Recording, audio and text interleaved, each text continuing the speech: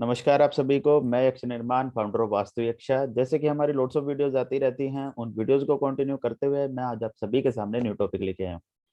Video को start करने से पहले मैं आप सभी से रिक्वेस्ट करना चाहूंगा, वास्तु यक्षा के यूट्यूब चैनल को लाइक शेयर एंड सब्सक्राइब जरूर करें। साथ में बेल आइकन को जरूर दबा दें ताकि आपको वीडियो का नोटिफिकेशन आता रहे। और क्लास को स्टार्ट करने से पहले देवगुरु बृहस्पति को याद करते हैं कि वो हमारी क्लासेस को बहुत अच्छा बनाएं और उनकी नॉलेज हमको मिलती रहे, उनका आशीर्वाद हम हमारे साथ बना रहे। और मेरे टीचर वरुण मेहता और जिस जिस टीचर से मैंने कुछ भी सीखा है, जिस भी टीचर से कुछ भी सीखा है, उनका आशीर्वाद मेरे साथ बना रहे। देखिए, जो आज हमारा टॉपिक है मेन, उसको बोलते हैं कि रेमेडीज इंडिविजुअल पर्सन पे कैसे वर्क करती हैं। उनकी हमने कैटेगरी बनाई सबसे पहले, क्योंकि क्या होता है कि रेमेडीज को डिजाइन किया जाता है पर्सन टू पर्सन। आप एक स्पेसिफिक पेट रेमेडी किसी भी इंसान को नहीं दे सकते। हाँ, कुछ बेसिक जनरल रेमेडीज हो सकती हैं, वो आप दे सकते हैं, लेकिन you have to design your remedies for your client. वो कैसे डिजाइन करेंगे?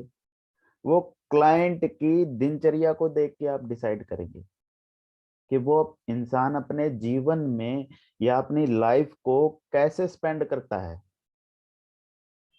ठीक है, उस इंसान की दैनिक दिनचर्या, उसका पॉइंट ऑफ व्यू, वो कैसा रहता है, क्या खाता है, क्या उसके जीवन में इंडिविजुअल चीजों का अलग अलग इफेक्ट पड़ता है। जनरल बात कर लेते हैं। जैसे कोई इंसान नॉनवेज खाता है, ठीक है, आप उससे कितनी भी मंत्र की, जप की, रेमेडीज कितनी करवा ले, उस पे वर्क नहीं करेगा। वैसे भी नहीं करती ऐसे इंसान पे, लेकिन उस पे वर्क कम ही करती है। दूसरी चीज, किसी भी व्यक्ति की कुंडली में जनरली अगर सूर्य देव अगर कमजोर हों या वीक बैठे हों, उनकी भी समटाइम रेमेडीज अच्छे तरीके से वर्क नहीं कर पाती, क्योंकि सूर्य देव आत्मा के कारक हैं, सोल बोलते हैं ना। ठीक है जी। तीसरी चीज क्या है?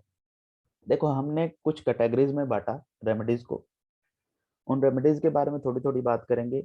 उससे पहले आप ये याद रखना कि क्लाइंट को क्या चाहिए या क्लाइंट के लिए क्या रेमेडीज को डिसाइड किया जाए या डिजाइन किया जाए, वो आपको पता होना चाहिए। जैसे एक डॉक्टर होता है, वो सर दर्द के लिए सर दर्द की ही दवाई देता है, वैसे ही एक एस्ट्रोलॉजर को स्पेसिफिक रेमेडी देनी चाहिए। साथ में क्या डिफरेंस आ जाता है? बहुत सारे एस्ट्रोलॉजर्स के भी लिए भी है ये बात। बहुत सारे एस्ट्रोलॉजर एक बड़ा पर्चा बनाते हैं, उन पर्चे पे बहुत सारी रेमेडीज लिख देते हैं। व्यक्ति को कम से कम जो रेमेडी फॉलो करनी चाहिए, कम से कम एक या दो ही एक दिन में फॉलो करनी चाहिए। एकदम से सभी रेमेडीज को नहीं फॉलो किया जाना चाहिए। कैसे? अब क्लाइंट पूछेगा कैसे। अब जो आप एस्ट्रोलॉजर हैं, न्यूमरोलॉजिस्ट हैं, वो कैसे फॉलो करे? वो फॉलो ऐसे करेगा कि जिस इंसान के लिए स्क्रीन शेयर हो रही है मेरी आपसे, स्क्रीन शेयर हो रही है आकाश जी? तो क्लाइंट क्या चाहता है? अब अगर आप उसको रेमेडीज ऐसी दे देंगे कि उससे वो रेमेडी होगी ही नहीं,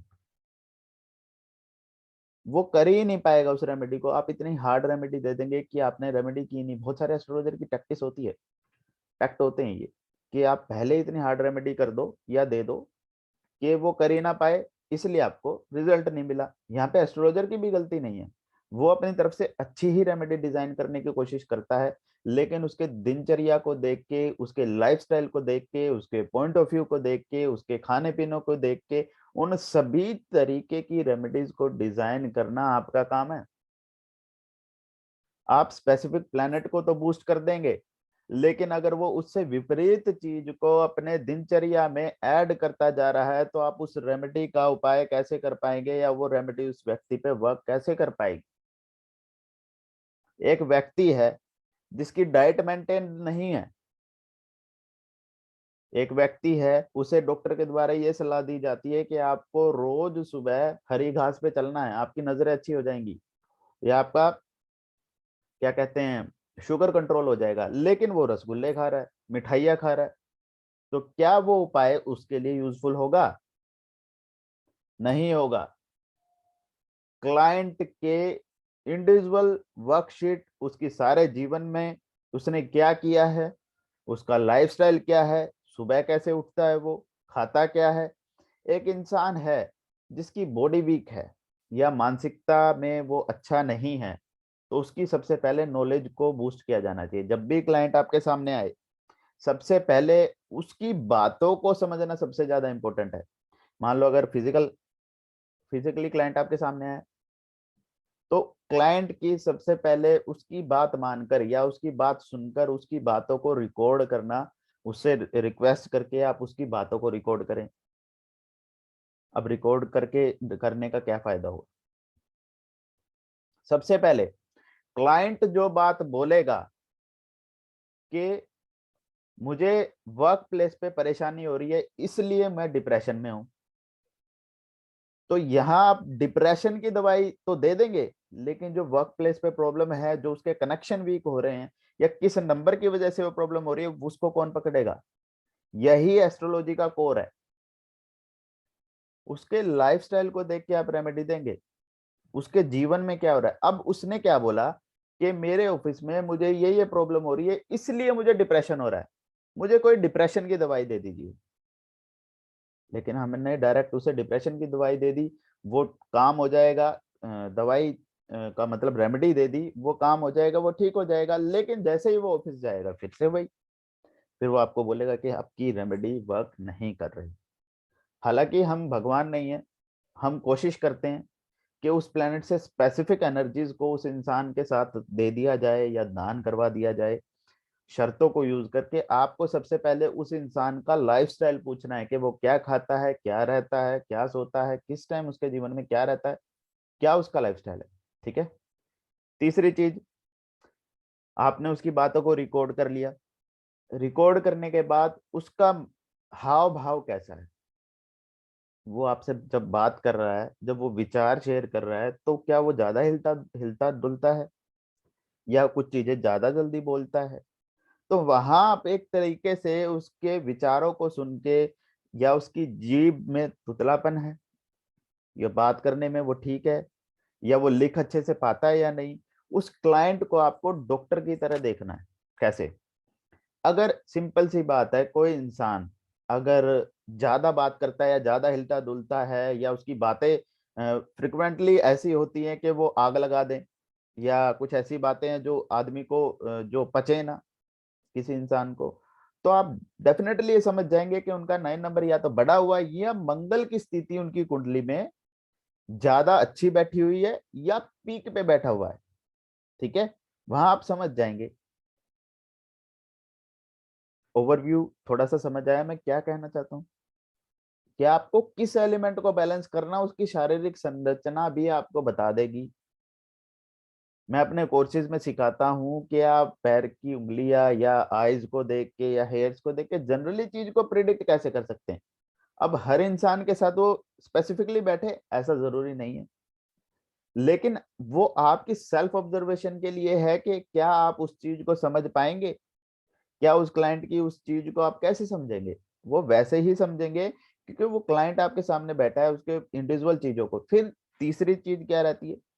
उसके सिग्नेचर।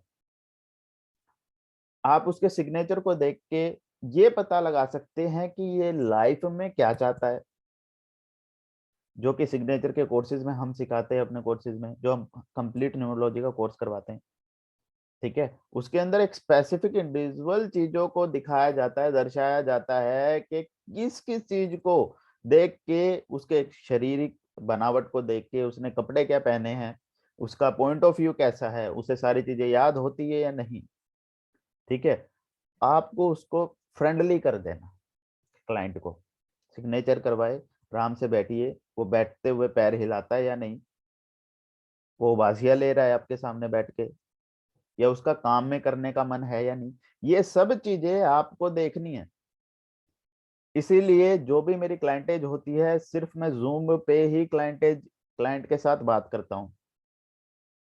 वहां पे आपके मनोभाव, मानसिकता, सामने वाले किस चीज के लिए परेशान है, उस चीज का पता चल जाता है। अब जिन जिन कैटेगरीज में मैंने उन्हें बांटा है रेमेडीज को, कि आप कैसे क्लाइंट को रेमेडीज देंगे, बना के देंगे वो रेमेडीज, वो तो हम कोर्स में सिखाते हैं, लेकिन किन कैटेगरीज में हमने बांटा उन चीज को समझते हैं, उन चीजों को समझते हैं। देखिए, सबसे पहली जो कैटेगरी है, या क्लाइंट को रेमेडीज किस तरीके से देंगे, आप सबसे पहले उसको किसी भी प्लेनेट को, या तो वो अच्छा है या बुरा है, स्पेसिफिकली कुछ रेमेडीज की कैटेगरीज के बारे में बात करेंगे। कि सबसे पहले वो चीज आती है जप। अगर वो इंसान जप करता है, जैसे मंत्र करता है, ठीक है, ठीक है, मेडिटेशन करता है, तो उस इंसान का पहले से ऑरा क्लियर है, ठीक है, या उसका पूजा पाठ में ध्यान है, तो आप ये समझ जाएंगे कि उस इंसान पे जो रेमेडीज वर्क करेंगी वो थोड़ी जल्दी कर सकती हैं। क्यों कर सकती हैं? क्योंकि उसने मेडिटेशन करके या अपने ऑरा को क्लियर कर रखा है। पहली चीज आई जप। अब हर इंसान को जप तप जरूरी नहीं है, लेकिन आप एक स्पेसिफिक बीज मंत्र को जरूर करें। योग कारक है प्लेनेट तो और अच्छा हो जाएगा, मारक है तो वो ठीक करने की कोशिश करेगा, ठीक है। और बीज मंत्र करने से जनरली, मैं अपना एक्सपीरियंस शेयर करता हूं, आपकी बॉडी रिकवर करना जल्दी स्टार्ट कर देती है। बीज मंत्र आपको हेल्प करता है।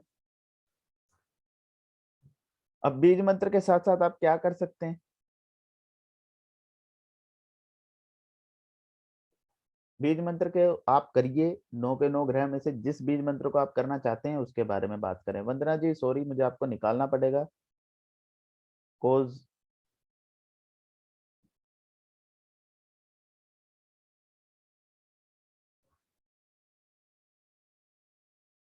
Ritika and Renu, you have to turn on your camera।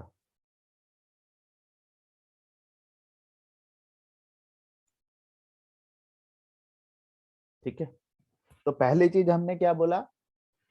जप, सॉरी जाप, या जप। कोई इंसान जप करता है, बीज मंत्र करता है, अपने गुरुओं को याद करता है, तो उस इंसान का इंडिविजुअली जुपिटर बूस्ट हो जाता है। और जुपिटर बूस्ट हो जाता है तो कुंडली में 5 घरों का कारक है वो, आपके जीवन में अच्छी अच्छी चीजें या किस्मत का भी कारक लाल किताब उसे बोलती है। और जुपिटर को सोना भी कहा जाता है। तो इन सब चीजों से इंडिविजुअल इफेक्ट एक इंसान के जीवन में पड़ता है। जो दूसरी कैटेगरी है वो है दान। अब दान क्या होते हैं? दान के दो तरीके होते हैं। एक तरीका सबसे पहले ये है कि वो दान योग कारक के लिए दिया जाता है या मारक के लिए। सबसे पहले जब यहीं पर डिफरेंस डिफरेंस आ जाता है, वो क्या डिफरेंस आ जाता है? कि क्लाइंट का सबसे पहले वो प्लैनेट बूस्टेड है या नहीं, वो योग कारक है या मारक है। अगर वो योग कारक है और आप उस प्लेनेट का दान करते रहते हैं, तो वो आपको डेफिनेटली वीक हो जाएगा। वीक इंसान, वीक व्यक्ति का या वीक प्लेनेट का आप दान करते रहेंगे, तो वो आपकी बॉडी से जो कलर्स वो प्रोड्यूस करता है सूर्य की रोशनी के साथ, वो कम हो जाएंगे। ठीक है जी। मारक प्लेनेट का हमेशा दान किया जाना चाहिए, योग कारक प्लेनेट का दान नहीं किया जाना चाहिए। ठीक है। अब मारक का कॉन्सेप्ट क्या होता है? कुछ प्लेनेट ऐसे होते हैं जो आपको नेगेटिव ही रिजल्ट देते हैं, ठीक है, तो उनका दान करते रहना चाहिए ताकि आपको नेगेटिव रिजल्ट ना दें। पर सबसे बड़ी बात यह है कि इसका मतलब ये नहीं है कि वो आपके जीवन में इफेक्ट नहीं करेगा, वो इफेक्ट करेगा। उस जो दान किया जाना चाहिए वो भी हम बात करते हैं। जो दान करना चाहिए वो दान कैसे किया जाना चाहिए? सबसे पहले बहुत सारे एस्ट्रोलॉजर्स या क्लाइंट या एज ए पर्सन हम बात करते हैं, वो क्या करते हैं?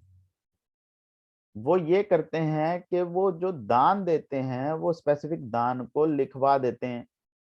स्क्रीन शेयर हो रही है आप सभी से? ठीक है।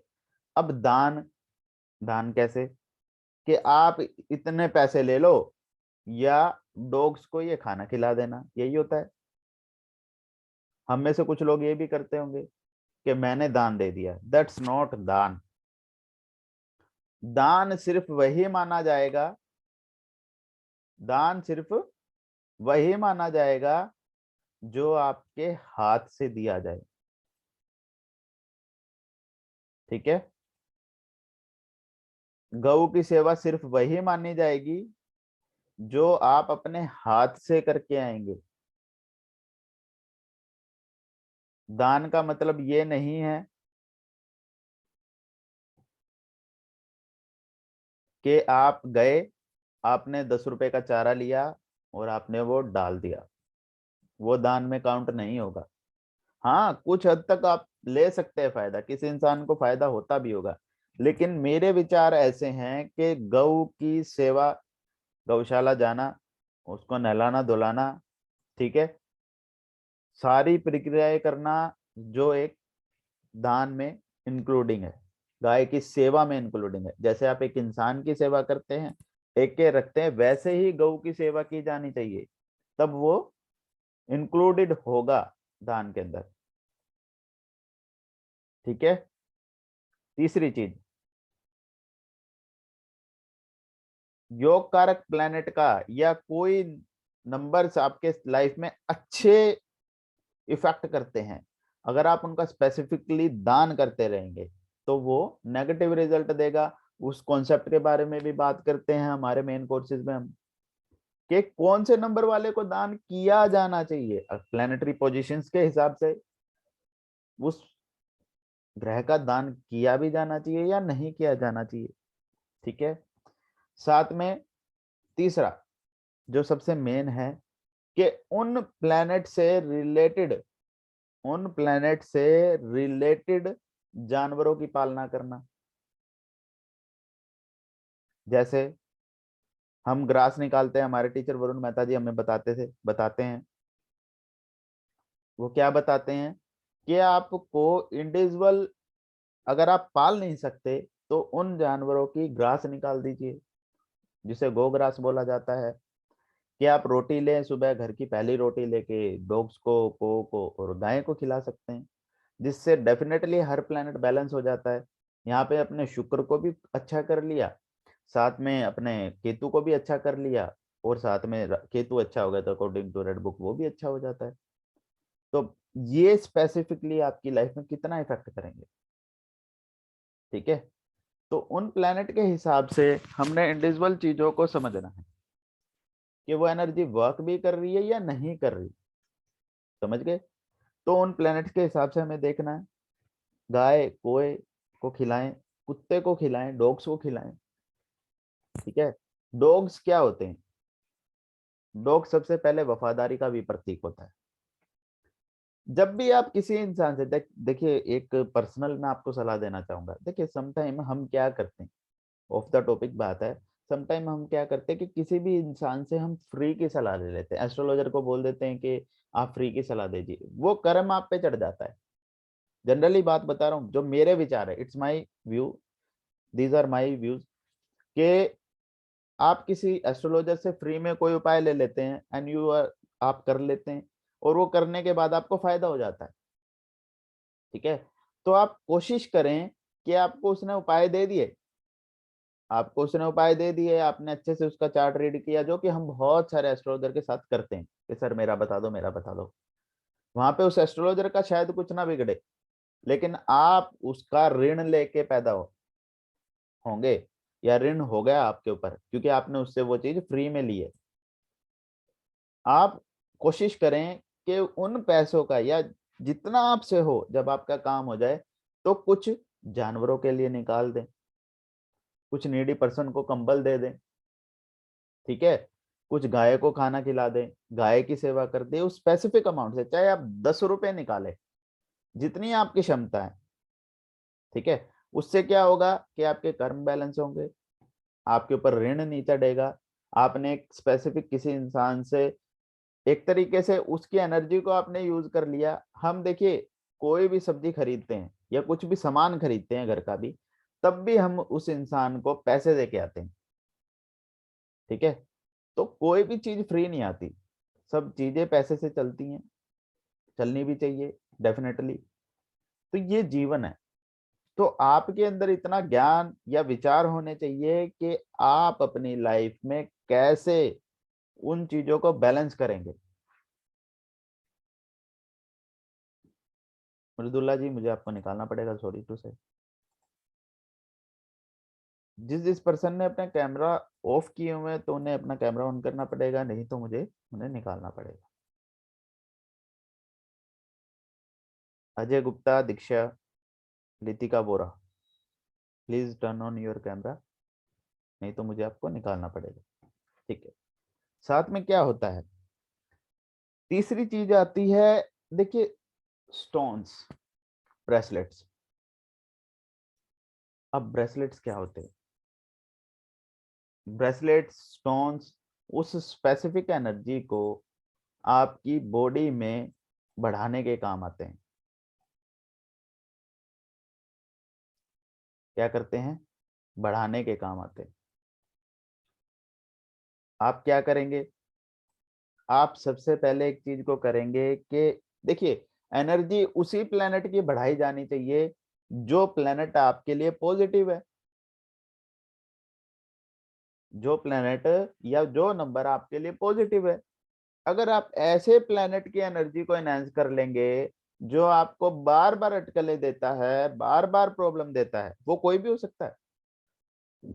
इसका मतलब ये नहीं है कि 5 नंबर सबके लिए अच्छा है, नहीं।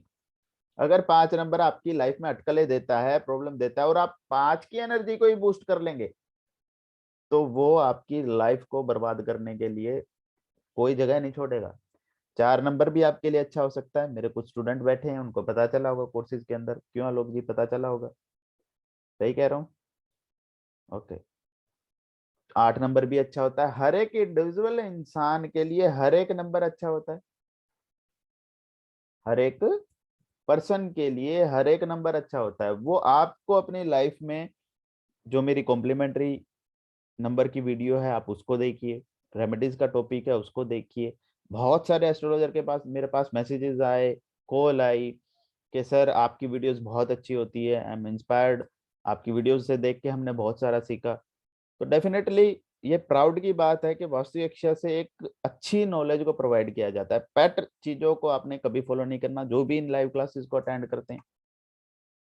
साथ में हमने 2 टॉपिक को कवर किया, Ajay Gupta ji and Alok ji and आकाश जी। अब हमने तीसरी क्या बोली? हमने स्टोन। अब क्या स्टोन का क्या होता है? स्टोन क्या होता है बेसिकली? स्टोन क्या होता है कि जो सूर्य से आने वाली रोशनी होती है ना, और जब उन स्टोन पे पड़ती है, उसको इनहांस कर देता है, उस कलर को हमारी बॉडी में ज्यादा कर देता है। ठीक है। स्टोन, नीलम और शायद पुखराज शायद इकट्ठे ही निकलते हैं। ठीक है। कैटेगरी सेम है, लेकिन दोनों की एनर्जी अलग अलग है। वो किस कलर को आपकी बॉडी में ज्यादा इनहेंस किया जाना चाहिए, वो आपकी कुंडली या आपका न्यूमेरोस्कोप डिसाइड करेगा। ठीक है। आपको उसी प्लेनेट को इनहेंस करना है। आपको उसी प्लेनेट को इनहेंस करना है जो आपके लिए पॉजिटिव हो। वो भी आपको एस्ट्रोलॉजर बताएगा। ठीक है। साथ में तीसरी बात, स्टोन। अब क्या करते हैं, हम ब्रेसलेट्स पहन लेते हैं, और डेफिनेटली पहनने भी चाहिए, कोई बुराई नहीं है। लेकिन कुछ इंसान क्या करते हैं, हर नंबर का ब्रेसलेट पहन लेते हैं। आज आपने रुद्राक्ष पहन लिया, आज आपने स्फटिक पहन लिया, आज आपने, बहुत सारे आते हैं, 7 चक्रास और बहुत सारे। आप एकदम से सारे रेमेडीज को फॉलो ना करें। क्लाइंट को भी ये बोलें कि आपका इफेक्टिव ये 15 डेज में या 40 डेज में जब आपने उसको धारण किया, क्या वो आपको पॉजिटिव रिजल्ट दे रहा है या नहीं दे रहा? समटाइम हमारे साथ क्या होता है कि हम एक स्पेसिफिक चीज को पहनते हैं। हमने कोई रतन पहना या हमने कोई ब्रेसलेट पहना और वो टूट जाता है बार बार, वो टूट जाता है, तो उसका मतलब ये नहीं है कि आप उसको बार बार पहनते रहें। देखिए, कोइंसिडेंस भी हो सकता है टूटने का, लेकिन आपको खुद से ये समझना है कि आपने उसको पहना और आपकी बॉडी उसको एक्सेप्ट नहीं कर रही, तो इसका मतलब है वो नंबर आपकी बॉडी में बैलेंस्ड है, या वो एनर्जीज आपके साथ बैलेंस्ड है। समझ गए? वो आपको पता होनी चाहिए। वीवो के नाम से जो भी जुड़ा है प्लीज अपने कैमरास को ऑन कर लीजिए। मृदुला जी मुझे आपको निकालना पड़ेगा, मैं काफी बार आपको कह चुका। ठीक है। मैं कहाँ था? मैं था ब्रेसलेट्स को, ब्रेसलेट्स के ऊपर। तो स्पेसिफिक एनर्जी को समझिए। हर एक ब्रेसलेट को रोज ना पहने, पहले एक ब्रेसलेट की एनर्जी को समझिए कि हम किस चीज के लिए पहन रहे हैं। अगर आपकी बॉडी उस चीज को एक्सेप्ट करती है, आपके आने वाली चीजें, या वो आपको अच्छा रिजल्ट दे रहा है, तो उस चीज को समझे और वो आपको ब्यूटीफुल रिजल्ट देगा। साथ में चौथी या पांचवी कैटेगरी ये है कि रिश्तेदार, जो कि रेड बुक बहुत अच्छे से समझाती है। लाल किताब एक अच्छे जीवन को जीने का तरीका है, वो आपको जीवन जीना सिखाती है। ठीक है, सबसे बड़ी बात। अब क्या बात आती है? बात ये आती है, चौथी कैटेगरी है रिश्तेदार। हर एक प्लेनेट, हर एक प्लेनेट आपके इंडिविजुअल रिश्तेदार से जुड़ा हुआ है। हर एक नंबर, नंबर की वाइब्रेशंस अलग होती हैं, जो कि मैं मेरे मेन कोर्सेज में सिखाता हूँ। लेकिन अगर आप उस नंबर को ग्रह के हिसाब से कंसिडर करेंगे, जो कि हम नहीं करवाते, लेकिन कर सकते हो आप, इफेक्ट पड़ता है, डेफिनेटली पड़ता है। न्यूमरोलॉजी पाइथागोरियन के अंदर वाइब्रेशंस का ज्यादा यूज किया जाता है। आजकल जो वैदिक न्यूमरोलॉजी जिसके बारे में बात करते हैं, वहां पे प्लैनेट्स का यूज किया जाता है। तो एनर्जी मेन क्रक्स क्या निकलता है कि उसका रिजल्ट क्या आ रहा है। रिजल्ट आपके लिए अच्छा आ रहा है तो डेफिनेटली अच्छा रिजल्ट मिलेगा। अब वो स्पेसिफिक क्या बताता है? वो ये बताता है कि आपका रिश्तेदार कौन है। अब उस रिश्तेदार के साथ आप कैसा रिश्ता रखते हैं। मान लो आपके एंटी नंबर बैठ रहे हैं या आ गए, आप आपको मैं ये बोल दूं, क्लाइंट आया आपके सामने, क्लाइंट आने के बाद ये बोला कि सर मैं तो, मेरे पिता से तो मेरी बनती नहीं है, लेकिन मुझे गवर्नमेंट से फायदा नहीं हो रहा। तो वो कैसे इफेक्ट करेगा, वो प्लेनेट कैसे सहारा करेगा उस इंसान को, या कैसे उस चीज को पॉजिटिव रिजल्ट दे पाएगा? नहीं दे पाएगा। आपकी बहन बेटी बुआ से अच्छे रिलेशन नहीं है, तो कितना ही आप नंबर 5 को यूज कर लो, आपको फायदा नहीं मिलेगा। आप चाहे कितनी कोशिश करो कि वो ठीक रहे, वो रहे, नहीं रहे। ठीक है। तीसरा टॉपिक रिश्तेदार के बारे में हमने बात की। पांचवा है सबसे इंपॉर्टेंट, आपका सात्विकता। ये आपकी लाइफ में बहुत इफेक्ट करती है और इसके बारे में बहुत सारे स्टूडेंट, बहुत सारे टीचर्स बात नहीं करते। वो क्या है? आपकी डाइट। वो क्या है? आपकी डाइट। आप सारे जीवन में खा क्या रहे हैं? आप खाते क्या हैं? आप लिकर यूज कर रहे हैं, आप नॉनवेज खा रहे हैं, आप बहुत सारी ऐसी खराब चीजों को यूज कर रहे हैं जो कि तामसिक चीजें हैं, आपके विचारों को तामसिक बनाती है। तो क्या आपको रिजल्ट मिल जाएगा? डेफिनेटली नहीं मिलेगा, वो प्लेनेट देगा ही नहीं। आलोक जी मेरी आवाज ठीक आ रही है? स्क्रीन दिख रही है? ओके। तो इंडिविजुअल चीज को आपको मेंटेन करना है। जब भी आप कोई भी रेमेडी करें, ये मेरा व्यू है कि कोशिश करें कि जब तक आप रेमेडी कर रहे हैं, ध्यान से समझना, जब तक आप रेमेडी कर रहे हैं या आप स्पेसिफिक प्लेनेट से कुछ एनर्जीज चाहते हैं, तो आप कोशिश करें कि आप नॉनवेज को अवॉइड करें, खाने पीने को अच्छा रखें और जल्दी उठने की कोशिश करें। आप कोशिश करें कि आप सुबह उठे तो सूर्य को एक बार जरूर देखें। आप लेट भी उठ सकते हैं।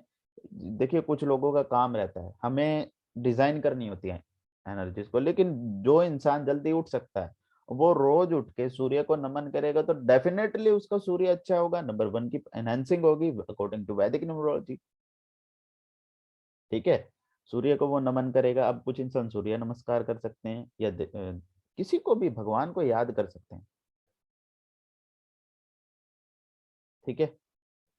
तो उस प्लेनेट की एनर्जी आपको डेफिनेटली मिल जाएगी।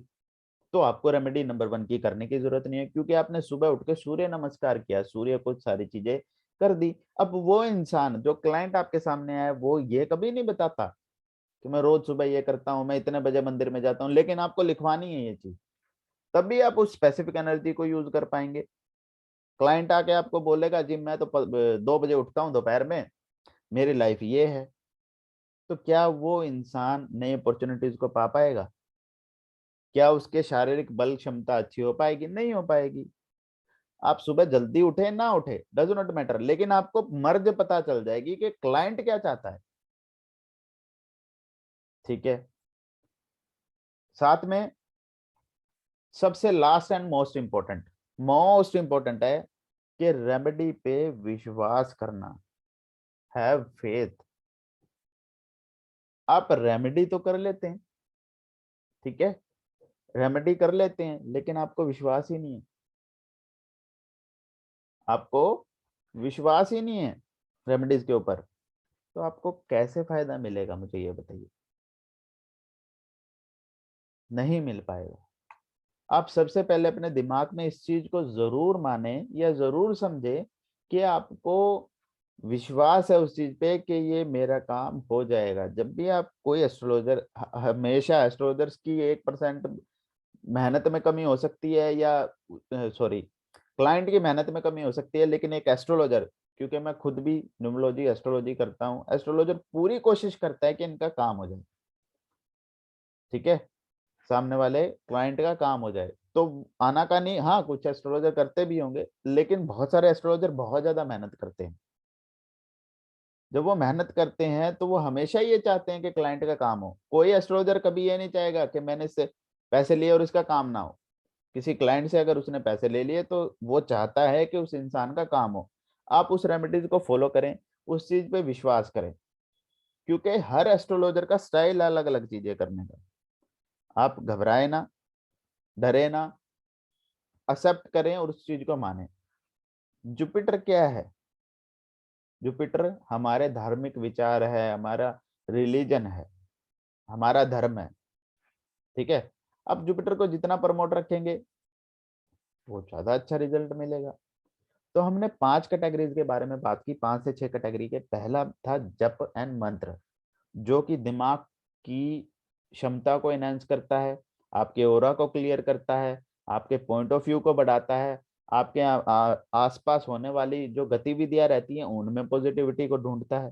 जैसे ही आप बीज मंत्र करना स्टार्ट करेंगे, आपको सामने वाले इंसान में पॉजिटिविटी दिखना स्टार्ट हो जाएगी। प्लैनेट का भी, प्लैनेट के हिसाब से भी कर सकते हैं, नंबर के हिसाब से भी आप कर सकते हैं। दूसरी चीज, दान। दान के बारे में हमने बात की। दान हमेशा अपने हाथ से दिया जाना चाहिए। कोशिश करें कि दान आपके हाथ से दिया जाए, ज्यादा से ज्यादा कोशिश करें, क्योंकि अगर आपने किसी को पैसे दे दिया और उस दान का यूज वो अपने हिसाब से कर रहा है, तो वो दान उस पर्सन के में काउंट हो जाना चाहिए मेरे हिसाब से। आपने तो अपने हाथ से दिया नहीं है। पैसे करोड़पति लोगों के पास बहुत है, लेकिन टाइम नहीं है। ठीक है। पैसे तो बहुत सारे लोगों के पास है, आपसे ज्यादा होंगे, आपसे कम होंगे। वो इंसान अपने जेब से कोई चीज का पैसा देगा। ठीक है। उसने पैसा दे दिया, पैसे आप भी दे सकते हैं। आप अच्छी खासी इनकम, हैंडसम सैलरी ले रहे हैं, अच्छा कमा रहे हैं, तो आप अच्छा दान दे सकते हैं, लेकिन उस दान का कोई फायदा नहीं है जब तक आप अपने हाथ से ना दें। रेड बुक में सारे दान अपने हाथ से देने के लिए कहा गया है। हमारे सर भी अपने हाथ से ही करवाते हैं, वरुण मेहता जी। वो ये बोलते कि आपको खुद करके आना पड़ेगा, आपको पैसे नहीं देने। क्यों? क्योंकि वो उनका इस बात का मानना, और मुझे ज्यादा लॉजिकल उनकी बातें इस वजह से लगी, क्योंकि कोई इंसान, पैसे हर इंसान के पास है, भगवान ने सबको समृद्ध या कुछ ही लेवल पे पहुंचा ही देता है एक ना एक समय पे। ठीक है। लेकिन वो दान अगर आप अपने हाथ से करेंगे तो आपको डेफिनेटली अच्छा रिजल्ट मिलेगा। भगवान आपको और तरक्कियां देगा, भगवान आपको और आगे बढ़ाने की कोशिश करेगा, क्योंकि आपने वो खुद अपने हाथ से दान किया है। ठीक है। तीसरी जो हमारी कैटेगरी थी, तीसरी जो हमारी कैटेगरी थी वो थी स्टोन्स, रिश्तेदार, या उनसे रिलेटेड जानवरों की खाना पीना या उनकी पालना करना, या सारी चीजें को क्रिएट करना। रिश्तेदार से अच्छे बना के रखो, पारिवारिक रिश्ते अच्छे से रखो। ठीक है। बहुत सारे रिश्तेदार आपकी लाइफ में, हाँ मुझे पता है, और सभी की ये क्वेरी होगी, पॉइंट ऑफ व्यू होगा कि सर हमारे उस स्पेसिफिक रिश्तेदार से नहीं बनती, भाइयों से नहीं बनती, बहन बेटी से नहीं बनती, बुआ से नहीं बनती। नहीं बनने दो। आप तो रिलेशन अच्छा रखो, वो हमारे से रिलेशन अच्छा नहीं रखते। आप अपनी तरफ से रिलेशन अच्छा रखो, आप अपने रीति रिवाजों को सारों को फुलफिल करो। तो डेफिनेटली आपको रिजल्ट मिलेगा। साथ में आ जाता है भोजन, डाइट। डाइट के बारे में मैं बता चुका कि अच्छा खाना खाया जाए, अच्छा आप खाइए, अपनी लाइफ में उन चीज़ों को यूज़ करिए। और हाँ, कोर्सेज के अंदर जो हमारा मेन कोर्स होता है, वास्तु यक्षा का जो मेन कोर्स होता है, जो 40 डेज का होता है, उसमें हम बात करते हैं कि कैसे एक पर्सन की डाइट को मेंटेन किया जाए, इतने दिन तक वो अच्छा रहे। देखिए, यूजुअली हम ऐसा माना जाता है, किसी भी दवाई को जब दिया जाता है तो 3 महीने के बाद उस कोर्स को खत्म कर दिया जाता है। तो किसी भी आदत को लगने के लिए, आई थिंक मैंने किसी से सुना था ये, कि 3 महीने से ज्यादा टाइम अगर किसी आदत को छुड़वाना, अगर आप उसे छोड़ देंगे तो आपकी वो आदत बन जाएगी। तो अगर किसी क्लाइंट का सात्विकता में एंट्री होती है, आप वर्कआउट करिए, डज नॉट मैटर, आप जरूरी नहीं है कि आपको नॉनवेज होना या ना होना जरूरी नहीं है, लेकिन कोशिश करें कि आप उन चीजों को यूज करें। ठीक है, साथ में हमने क्या बताया, विश्वास रखना, हैव फेथ, भगवान के ऊपर जरूर विश्वास रखें। उन रेमेडीज जिस दिन वो आपके हाथ में वो रिसिप्ट आए, तो भगवान से ऊपर हाथ रख के ये बोले कि भगवान, ये रेमेडीज चाहे एस्ट्रोलॉजर ने कितनी मेहनत से दी है, प्लीज ये मेरी फुलफिल कर देना, जो मेरी इच्छाएं हैं, जो मैंने मांगा है आपसे, वो फुलफिल कर देना। और भगवान तो दयालु है। ठीक है, बस हमें पता नहीं होता कि हमें उस एनर्जीज को कैसे यूज करना है। ठीक है, होप सो आपको ये लेक्चर पसंद आया होगा, कुछ ना कुछ नया सीखने के लिए मिला होगा। अभी मैं आपसे जो वैदिक न्यूमरोलॉजी का, मोबाइल न्यूमरोलॉजी का हम कोर्स लॉन्च कर रहे हैं महायोगदान के अंदर। ठीक है, इसमें आपको क्या सिखाया जाएगा, वैदिक न्यूमरोलॉजी, जो कि सफेरिकल ग्रिड जिसे कहा जाता है, इसमें हम आपको सिखाएंगे कंपैटिबिलिटी ऑफ नंबर्स। एस्पेक्ट होती है इसमें, चौथी एस्पेक्ट होती है ट्रायंगुलर रिलेशंस, शॉटगन नंबर। एक नंबर को हम 5 कैटेगरीज में बांटेंगे डिजिट के हिसाब से। उन नंबर्स को देख के कौन से नंबर आपस में मिलते हैं, उस स्पेसिफिक एनर्जी के हिसाब से हम देखेंगे, और उसके बाद हम उसको प्रिडिक्ट करने की कोशिश करेंगे। ठीक है, साथ में वो नंबर उसकी लाइफ में क्या इफेक्ट कर रहा है। Profession in sale numerology, sale के हिसाब से इंडिविजुअल इंसान को क्या क्या नंबर दिए जाने चाहिए, उसके बारे में हम बात करेंगे। डॉक्टर के लिए, इंजीनियर के लिए, media, glamour, accountant, banking, lawyer, और ऐसे ऐसे 25 से 30 कॉम्बिनेशन के बारे में हम बात करेंगे। उनके बारे में ये आपको सिखाया जाएगा। 3 डेज का ये कोर्स रहेगा। पीडीएफ आपको अवेलेबल हो जाएगी, रिकॉर्डिंग आपको अवेलेबल हो जाएगी। जिस भी इंसान को एनरोल करना है, वास्तु यक्षा के पर्सनल नंबर पे मैसेज कर सकता है, जो कि आपको दिख रहा है। इस नंबर पे आप मैसेज करिए और कॉल करिए, अपने कोर्स में एनरोल करवाइए। 8 तारीख को ये कोर्स चालू हो रहा है। ठीक है, 7 या 8 तारीख से ये कोर्स चालू हो रहा है। कोर्स में एनरोल करिए। डेफिनेटली ये बहुत डिफरेंट कोर्स रहेगा। कुछ स्टूडेंट्स ने मुझसे वैदिक न्यूमरोलॉजी का कोर्स किया था, और जो वैदिक न्यूमरोलॉजी का कोर्स का जो ओवरव्यू रहा, वो स्टूडेंट आपको अपने आप ही बता देंगे, कभी टाइम मिलेगा तो मिलाने के लिए। क्योंकि मैंने ग्रहों की एनर्जी के साथ नंबर को कनेक्ट किया, और नंबर की एनर्जी के साथ प्लैनेट को कनेक्ट किया, और प्लैनेट की एनर्जी के साथ कुंडली को कनेक्ट किया। ये हमारा कोर्स था, ये आज का हमारा टॉपिक था। अब आप सभी की क्वेरी ले लेते हैं, मुझे 1 मिनट का टाइम दीजिए। आप सभी से स्क्रीन हट गई है। हाँ जी, अजय जी। ओके।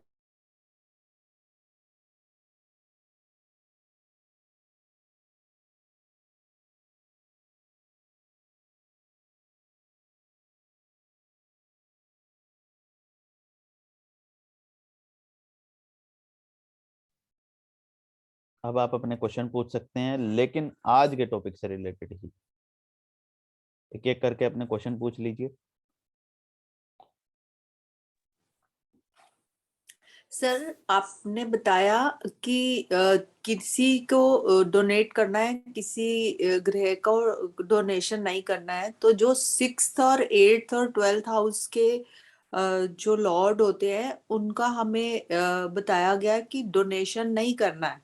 पर हम तो गुरुद्वारे जाते हैं, हम तो सारी दालें दे आते हैं। अगर हमारा मन करे, मतलब किसी टाइम पे बच्चे का जन्मदिन हो या कुछ है, because I belong to a Sikh family, तो हमारे में तो कोई देखता ही नहीं है कि कौन से ग्रह हैं क्या, कोई देखिए नहीं। वहां पे वो यूज किस पर्पज से हो रहा है ये तो देखिए, वहां से बहुत सारे लोग खाएंगे उस चीज को, वहां प्रसाद के रूप में यूज हो रहा है, ये भी तो देखिए। आपको दान की कैटेगरीज के बारे में थोड़ा सा मेरे को आपकी पॉइंट ऑफ व्यू समझाना होगा। देखिए गुरुद्वारे में जब हम जाते हैं तो वहां पे हमें प्रसाद के रूप में मिलता है, ठीक है जी, जो हाँ जी। खाना प्रोवाइड किया जाता है, और उसका यूज सबसे पहले क्या किया जाता है। देखिए गुरुद्वारे के अंदर एक इंडिविजुअल एनर्जीज जो हम फील करते हैं ना, वो ये रहती है कि भूखा नहीं रहना चाहिए इंसान, ठीक है, समझ गए। तो वहां पे वो एनर्जी मर्ज हो जाती है और आपको नेगेटिव रिजल्ट नहीं मिलती। आप करिए, कोई प्रॉब्लम नहीं है इस चीज में, ठीक है जी। Okay sir. पहली चीज, हाँ लेट मी कंप्लीट। लेकिन एनर्जीज को कैसे समझना, सबसे पहले हर प्लेनेट 6 8 12 के दान करना कोई जरूरी नहीं है, ये गलत है जिसने भी बोला है। सबसे पहले आप में उसमें नेगेटिव और पॉजिटिव प्लेनेट को देखना है, ठीक है। वो एस्ट्रोलॉजर आपको बताएगा कि कौन से दान करने हैं कौन से नहीं करने। अगर आप डाल दियाते हैं अच्छी बात है, अगर वो आपको नेगेटिव रिजल्ट नहीं दे रहा तो डेफिनेटली पॉजिटिव रिजल्ट देगा। और एक अच्छे काम के लिए दिया गया दान, अकॉर्डिंग टू माई सेल्फ, कोई बुराई नहीं है उसके अंदर। अगर किसी इंसान का पेट भर रहा है उसी चीज से, तो कोई बुराई नहीं है उस चीज में, आप दीजिए, आपको फायदा ही मिलेगा। और भगवान फायदे के लिए तो खैर दान दिया ही जाता है, लेकिन कुछ इंसान इंडिविजुअल तौर पे इसे यूज करते हैं। लेकिन अगर वो आपको अच्छा रिजल्ट दे रहा है, अगर वहां पे वो देखिए, आप सबसे पहले आप देख किस चीज में, स्क्रीन शेयर हुई है, अभी हुई है शेयर, नहीं हो रही थी पहले भी। ठीक है जी, अभी जी स्क्रीन दिख रही है, हाँ जी दिख रही है। ओके। तो इंडिविजुअल हिसाब से आपको देखना है कि वो कैसे पॉजिटिव और नेगेटिव तौर पे आपको लाइफ में इफेक्ट करता है। तो परेशान ना हो, करिए, अच्छी चीज कर रहे हैं, नेगेटिव खराब चीज नहीं कर रहे। अब वो आप अपने जुपिटर को ही अच्छा कर रहे हैं, ठीक है। किसी ना किसी इंसान के मुंह में ही पड़ रहा है वो खाना, ठीक है, वो हाँ जी। खराब तो यूज हो नहीं रहा, अच्छी जगह यूज हो रहा है। तो वहाँ पे आपका जुपिटर और प्रमोटेड होता है, आपकी किस्मत खुलती है, आपकी लाइफ में बहुत अच्छे अच्छे इवेंट होते हैं। हाँ जी, okay thank you sir. It's my pleasure ma'am. हाँ जी, और किसी का कोई क्वेश्चन है? हेलो सर, कैसे हो? हाँ फाइन अजय जी, आप कैसे हो? बस बढ़िया। जी सर जी। मेरा क्वेश्चन था, मैंने कहीं पे पढ़ा था कि अगर अष्टम भाव में मंगल हो तो आपको ब्लड डोनेट नहीं करना चाहिए, तो क्या ये कौन बात को सही है? पता है जी? आज के टॉपिक के हिसाब से जो मैंने बताया, आप उसके हिसाब से मुझसे क्वेश्चन पूछ सकते सर हैं वो जी। मैं पूरा ले नहीं पाया। कोई बात नहीं। देखिए मुझे नहीं पता कि 8वें भाव में मंगल हो, कोई जरूरी नहीं होता वो कौन सी राशि में पड़ा है, किस नक्षत्र में रखा है, या 8वें घर में क्या इफेक्ट दे रहा है, वो आपको एस्ट्रोलॉजर ही बताएगा, ठीक है, कि आपको उसका दान करना है या नहीं करना। और ब्लड डोनेट करना कोई जरूरी नहीं है कि खराब ही है, आपकी उसके जो फायदे मेडिकली तौर पे भी आपके बहुत अच्छे फायदे होते हैं। तो अब किसी इंसान में ब्लड ही कम है और वो डोनेट कर दे तो डेफिनेटली बेहोशी होगा। तो उस हिसाब से हमें समझना है, ठीक है। तो इंडिविजुअल तौर पे आपको उसके टेक केयर करनी पड़ेगी। हाँ जी, सुनील वलोचा, वलोचा जी कोई क्वेश्चन है? नहीं जी, मैंने थोड़ा लेट ज्वाइन किया, जी जी खाली जी, समझ में कोशिश कर रहा था बस। कोई नहीं, आपको रिकॉर्डिंग यूट्यूब पे अवेलेबल हो जाए, अच्छी चीजें हैं। और डेफिनेटली आप एवरीडे कनेक्ट होइए, यूट्यूब पे भी कनेक्ट होइए, बेल आइकन को दबाइए और पढ़िए अच्छे से, ठीक है जी। थैंक यू जी। Nice to meet you sir. Same here same. जी जी। हाँ जी, रामानंद जी कोई क्वेश्चन है आपका? सर जी नमस्कार। नमस्कार जी रामानंद जी। सर एक्चुअली स्टार्टिंग में मैं ज्वाइन तो किया था, जी जी, इंट्रोडक्शन होते होते बीच में थोड़ा सा प्रॉब्लम हो गया था, तो फिर मैं अभी ज्वाइन होना पड़ा, नो प्रॉब्लम। कोई तो क्वेश्चन सुन आपका? नहीं पाया सर। कोई बात मैं नहीं, वो आपको कोई कमेंट कर दूंगा सर उसमें यूट्यूब नो पे। Problem, no problem. आपकी थैंक कोई यू सर। क्वेरी रहती है तो आप पर्सनल मैसेज करके भी पूछ सकते हैं, लेकिन डेफिनेटली टॉपिक सर। से रिलेटेड ही। अब आप पर्सनल, कुछ स्टूडेंट ऐसे करते हैं पर्सनल मैसेज करना स्टार्ट कर देते हैं, तो वहां थोड़ा सा दुविधा हो जाती है। और किसी पर्सन का कोई क्वेश्चन है तो फिर हम लेते हैं, फिर सेशन को एंड करते हैं। Nice to meet you Ramanand ji. Thank you sir, thank you very much. हाँ जी, आलोक जी कैसे हो? सर आज का टॉपिक तो है, लेकिन वो जो मोबाइल मोबाइल नंबरोलॉजी का जो बताया आप, जी जी, इसके बारे में आप पर्सनल में बात करना टॉपिक के रिलेटेड, वो आपको ठीक असिस्टेंट बता देगा। ठीक है, आज के टॉपिक समझ आ गया? हाँ ओके, एनीवन एल्स? फिर हम सेशन को एंड करते हैं। बहुत अच्छा लगता है मुझे आप सभी से कनेक्ट होके, और जो भी हमारी यूट्यूब की फैमिली है उससे कनेक्ट होके बहुत अच्छा लगता है। आप अपनी अपनी प्रॉब्लम्स को, क्वेरीज को, या जो आपके टॉपिक रहते हैं उनको कमेंट जरूर करा करें। आकाश, कोई क्वेश्चन है आपका? हाँ जी।